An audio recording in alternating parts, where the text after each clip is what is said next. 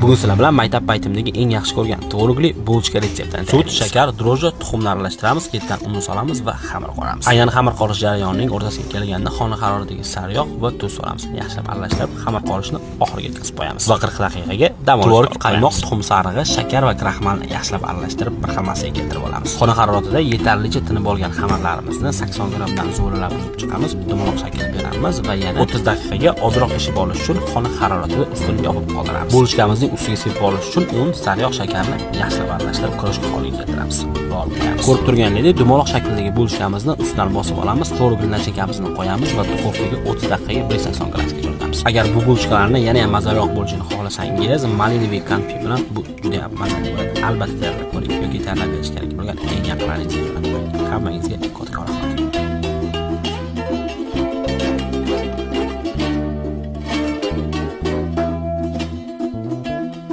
Bugun sizlar bilan eng yaxshi ko'rgan retseptlarimdan biri tovuq go'shtli kartoshka badamashni tayyorlaymiz. Suyakdan ajratilgan tovuq boldiriga tuz, ziravorlar, chesnok, yog' va aynan slobodani qaymoqli mayonezini solib aralashtiramiz. Qaymoqli mayonezda marinovka qilingan tovuq go'shti sariyog'da qovurilganda shunaqa tillor rang juda ham mazali bo'lib chiqadi. Tovuqlarni har ikki tomonini qizartirib qovurib, o'zini yog'iga yarim soatga juda ham past olovga dimlab qo'yamiz. Bu vaqt ichida bitada o'xshab chiqadigan kartoshkali chips tayyorlaymiz. Aynan qizil nonli kartoshkani kesib olib, muzdek suvda ushlab, keyin bo'lsa qovurish jarayonida yog' ko'pirib ketmaslik juda ham muhim. Shuning uchun sloboda yog'larda qovuriladi.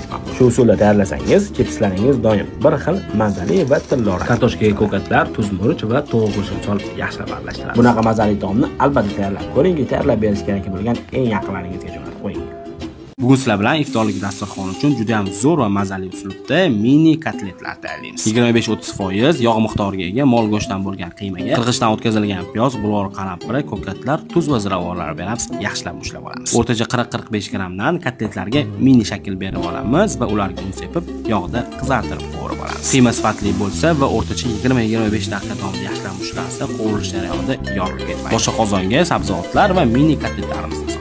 Va aynan Totli brendi bilan bitta zavoddan chiqadigan juda ham sifatli bo'lgan lyubimiy tomatlarni bu taomimizga ishlatamiz. Sifatli sariyog', qaynoq suv, ozroq ziravorlar va taomimizni 45 daqiqaga dimlab qo'yamiz. Ko'rsatilgan shaklda kesilgan kartoshkalarni baland bo'lmagan o'rta olovda ichigacha pishirib qizartirib olamiz. Ozroq ko'katlar, tuz beramiz, yaxshilab aralashtiramiz va mini kotletlarimizni juda ham mazali bo'lgan souslar bilan birga kartoshkalarni ustidan qo'yamiz. Natijada juda ham mazali bo'lgan kombinatsiya hosil bo'ladi. Albatta tayyorlab ko'ring, juda ham mazali chiqadi. Yoki layklar bilan qo'llab-quvvatlab tayyorlab berish kerak bo'lgan eng yaqiningizga jo'natib qo'ying.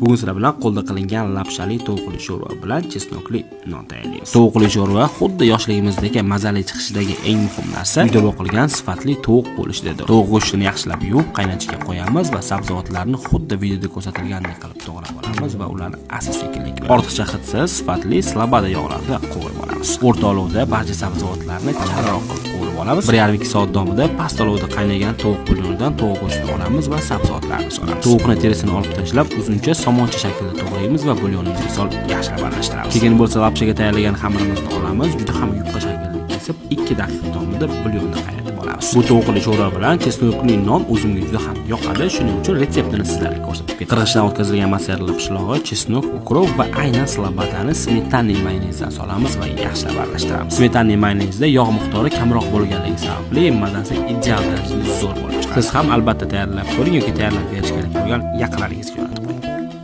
Bugun sizlarni labzakdagi yangi filialimiz sayqal cheeskekni ichki atmosferasi bilan tanishtiraman. Har kuni ertalabdan mehmonlarimizga nonushtalar taqdim qilish bilan ishlarni boshlaymiz. Tushlik vaqtiga kelib, pitsalar, salatlar, taomlar iste'mol qilib o'tirgan mehmonlarimizni juda ham fayzli zalimizda ko'rishingiz mumkin. Ochilgan kunimizdanoq yangi filialimiz mehmonlarimiz bilan to'lib ketdi. Baraka degani aynan shu bo'lsa kerak. Tayyorlayotgan taomlarimizni, shirinliklarimizni yaxshi ko'rib iste'mol qiladigan mehmonlarimiz, obunachilarimiz borligidan biz juda xursandmiz albatta. Siz ham albatta eng yaqin insoningiz bilan bizning restoranimizga tashrif buyuring. Bu videoni bo'lsa o'zlaringiz jo'natib qo'ying. Hammangizga katta rahmat.